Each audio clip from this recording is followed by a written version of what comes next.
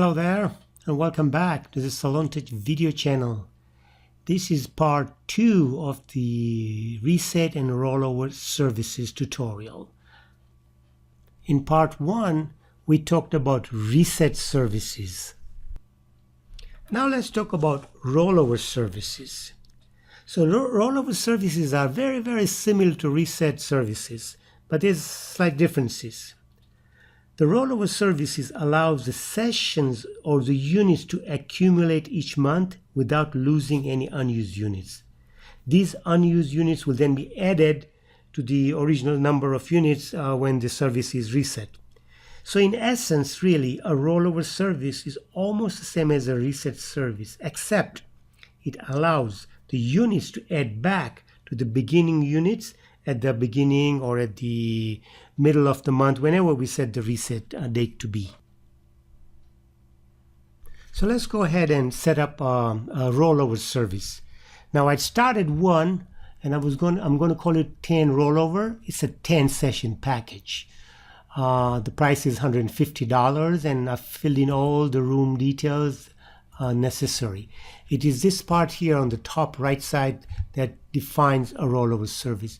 So first we'll set the expiration date, and I want it to expire again a year from now, let's say. So I'm just going to say 2018 September, and I'm going to say 3rd. So say OK. So now I can see it'll expire a year from now on September the 3rd. By default, again, it says not a reset rollover package, so I'm going to click on that to change that. I have to define it as a reset service, just like in a real reset service.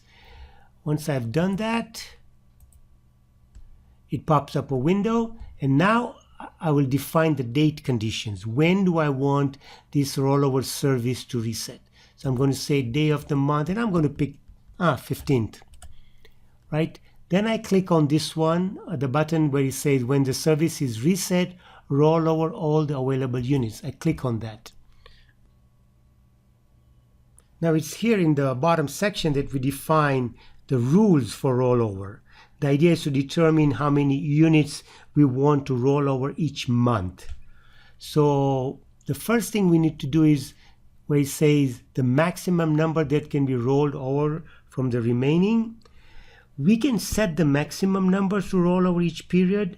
This is the case if you don't want all the unused units to roll over. So if I leave it at 0 for default, then it will roll over all the unused units. But let's say in our case, I want just 5 units to roll over, no more. So I put 5 here. Now the second box here where it says max that can be accumulated. This parameter sets the limit to the total maximum number of units that can accumulate. If I leave it at 0, then it will keep on accumulating forever. But let's say in my case, I want a situation where a client can have no more than 30 units at any time. So I want the maximum of 30 units to accumulate. So I'm going to put 30 here. So let's look it over. I want you to reset on the 15th of the month. I want a maximum of only 5 units every month to roll over, if there are 5 remaining. And I want the maximum number of units to accumulate in that package to be 30, no more than 30. Now we have created a rollover service. And if you want to check what we created, we could always look up here under reset, the details of exactly how we defined it. Let's go over this example. So let's say a client has 8 units left in the month. He hasn't used them. Then only 5 units will roll over next month, and the remaining 3 units will be lost, because we defined that the maximum number of units to be rolled over is 5 and not all the unused units. So the unused units will keep rolling every month until a maximum cap of 30 units is reached. After that, no more unused units will roll over until the existing 30 units are used.